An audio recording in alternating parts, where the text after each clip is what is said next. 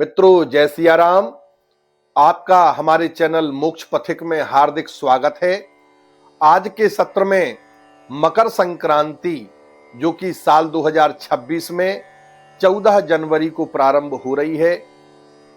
भगवान सूर्य नारायण जब एक राशि से दूसरी राशि में प्रवेश करते हैं उस काल को संक्रांति काल कहते हैं।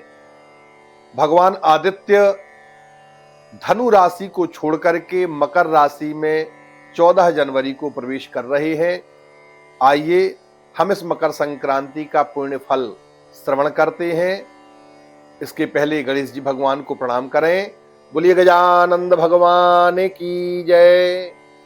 सज्जनों, यह पुण्य काल हम आपको जबलपुर से प्रकाशित लोक विजय पंचांग के अनुसार और बनारस से प्रकाशित ऋषिकेश पंचांग के अनुसार श्रवण करा रहे हैं। सज्जनों, संवत 2082 और शालीवाहन संवत 1947 संवत्सर का नाम कालयुक्त है।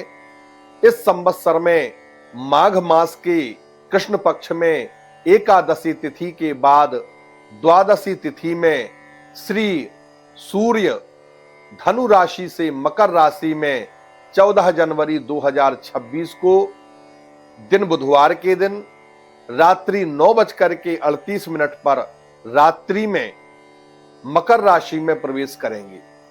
इसका जो पुण्य काल है वो संक्रांति से 20 और 40 घटी तक रहता है, अर्थात दूसरे दिन इसका जो पुण्य काल है वो 15 जनवरी 2026 दिन गुरुवार को रहेगा और 15 जनवरी को ही मकर संक्रांति मनाई जाएगी। इसी दिन दान पुण्य आदि कार्य किए जाएंगे। इसका विशेष पुण्य काल सूर्योदय से लेकर के दोपहर 1:57 तक रहेगा। इसके पश्चात सूर्यास्त तक सामान्य पुण्य काल रहेगा।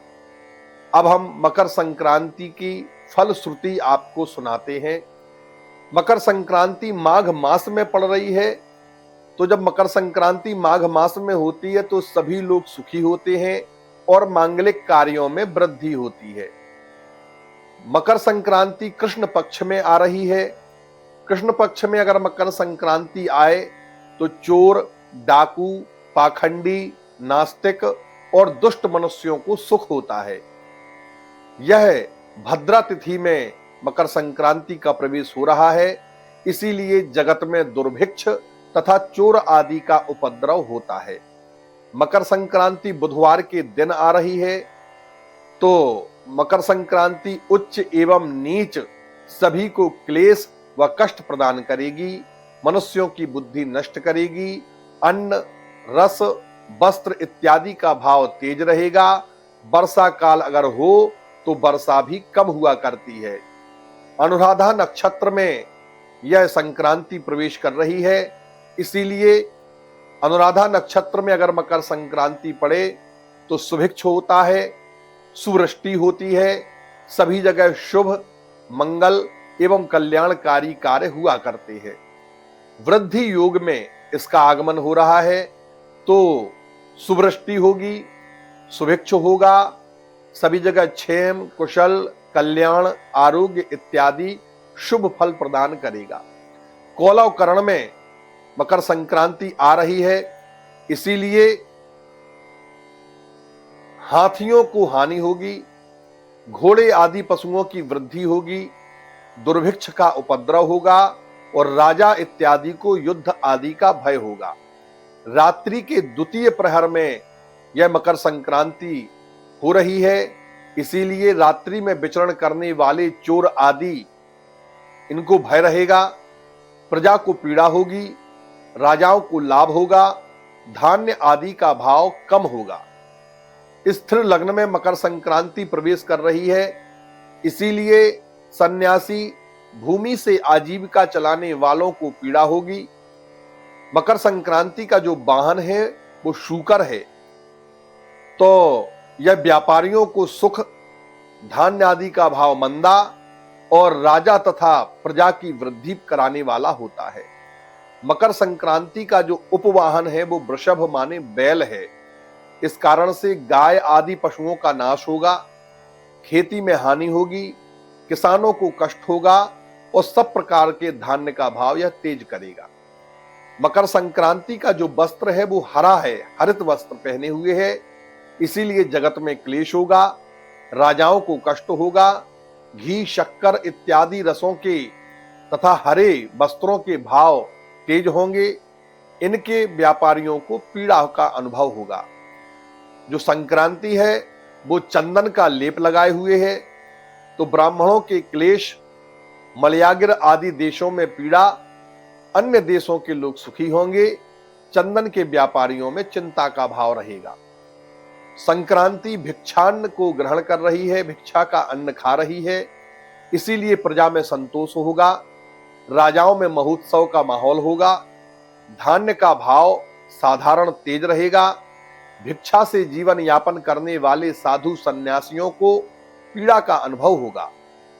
खड्ग आयुध है, अर्थात हाथ में तलवार लिए हुए है, इसलिए पक्षियों का नाश होगा, यज्ञों का प्रचार होगा, जगत में मांगलिक उत्सव अधिक होंगे और तलवार से जीविका चलाने वालों को कष्ट रहेगा। मकर संक्रांति की जो स्थिति है वो ऊर्ध्व है, ऊपर की ओर है, इसीलिए सुवायु होगी, सुवृष्टि होगी, सुभिक्षु होगा, आरोग्य होगा, शांति होगी, राजा प्रजा को सुख मिलेगा, धान्य आदि की वृद्धि होगी और सभी का भाव कम रहेगा। यह 30वें मुहूर्त में प्रवेश कर रही है, इसीलिए वर्षा मध्यम होगी, अनाजों की उपज सामान्य रहेगी, शासक और जनता सामान्य रूप से सुखी होंगे, सभी वस्तुओं का भाव सम रहेगा। आगमन का फल, संक्रांति पूर्व देश से आ रही है, पूर्व दिशा से आ रही है, इसीलिए पूर्व के जो देश हैं उनके निवासियों को सुख प्रदान करेगी। इसका जो गमन है वो पश्चिम दिशा की ओर हो रहा है, तो पश्चिम के राजाओं में संग्राम की चिंता होगी, प्रजा में उपद्रव होगा, उत्तर के देशों में भय होगा और दक्षिण के देशों में सुख तथा धान्य का भाव कम रहेगा। संक्रांति की जो दृष्टि है वो वायव्य कोण में है, तो वायव्य कोण में जब दृष्टि होती है तो उत्तर तथा पश्चिम के देशों में युद्ध आदि का भय रहता है, दक्षिण के देशों को सुख प्राप्त होता है।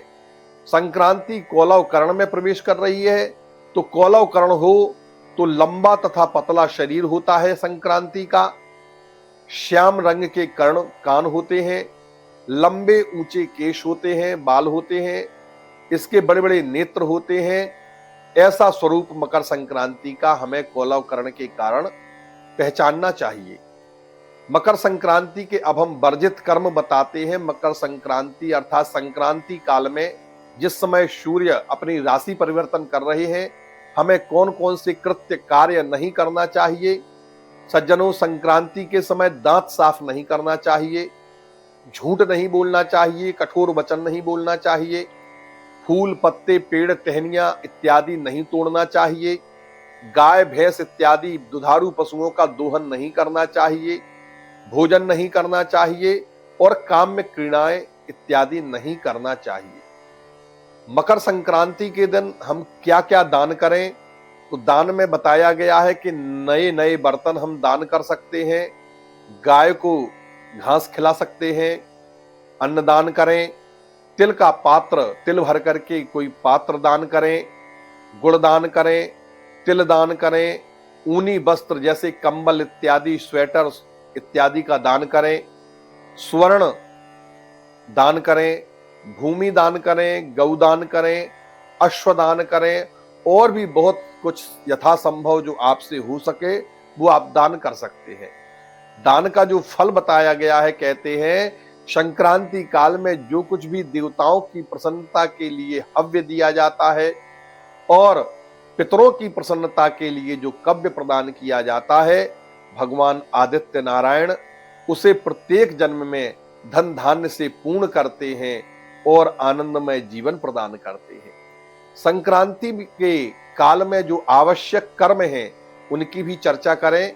जो मनुष्य सूर्य की संक्रांति के दिन स्नान ध्यान तर्पण आदि कर्म नहीं करते हैं, वे 7 जन्मों तक रोगी तथा दरिद्र होते हैं, ऐसा बताया गया है। अब जो इस मकर संक्रांति के पुण्य फल को श्रवण करते हैं अथवा श्रवण कराते हैं, उनके लिए कहता है शास्त्र, जो इस संक्रांति के पुण्य फल को श्रद्धा के साथ श्रवण करता है, भगवान आदित्य उसे पुत्र, पौत्र, परिवार, सुख, संपत्ति प्रदान करते हैं और इस धरती पर चिरंजीव होने का वरदान प्रदान करते हैं। सज्जनों, अब बारी आती है राशि फल की। किस राशि पर संक्रांति का क्या प्रभाव रहेगा, आप ध्यान से सुनिएगा, अपनी राशि को पहचान लीजिए। मेष राशि को कष्ट बताया गया है, वृष राशि को सम्मान प्राप्त होगा, मिथुन राशि के जातकों को भय रहेगा, कर्क राशि के जातकों के ज्ञान में वृद्धि होगी, सिंह राशि वाले जातकों को कलह होगी, कन्या राशि वाले जातकों को लाभ रहेगा, तुला राशि वाले जातकों को संतोष होगा, वृश्चिक राशि वालों को धन लाभ होगा, धनु राशि वालों को हानि हो सकती है, मकर राशि के जातकों को लाभ होगा, कुंभ राशि के जातक इष्ट सिद्धि को प्राप्त करेंगे और मीन राशि के जातकों को धर्म लाभ प्राप्त होगा। अब हम नक्षत्रों के अनुसार संक्रांति का फल वर्णन करते हैं। सज्जनों, अनुराधा नक्षत्र, ज्येष्ठा नक्षत्र और मूल नक्षत्र जिनका जन्म नक्षत्र है, उन्हें यात्रा का लाभ होगा। जिनका जन्म नक्षत्र पूर्वाषाढ़, उत्तराषाढ़, श्रवण, धनिष्ठा, शतभिषा और पूर्वा भाद्रपद है, वे भोग्य वस्तुओं का सुख प्राप्त करेंगे। जिनका नक्षत्र उत्तरा भाद्रपद, रेवती, अश्विनी है, वे व्यथा को प्राप्त होंगे। जिन जातकों का जन्म नक्षत्र भरणी है, कृतिका है, रोहिणी है, मृगशिर है, आद्रा है और पुनर्वसु है, उन्हें वस्त्र लाभ होगा। जिन जातकों का नक्षत्र पुष्य है, श्लेषा है, मघा है, वे हानि को प्राप्त कर सकते हैं। और जिन जातकों का नक्षत्र पूर्वा फाल्गुनी है, उत्तरा फाल्गुनी है, हस्त है, चित्रा है, स्वाति है, विशाखा है, ऐसे जातकों को धर्म का लाभ होगा। तो सज्जनों, जो हमने आपको यह मकर संक्रांति का फल सुनाया है, इसको श्रवण करके आप अत्यंत पुण्य के भागी होंगे और दान पुण्य करके अपने जीवन को सफल बनाइए। जय सीताराम, जय आदित्य नारायण, जय मकर संक्रांति।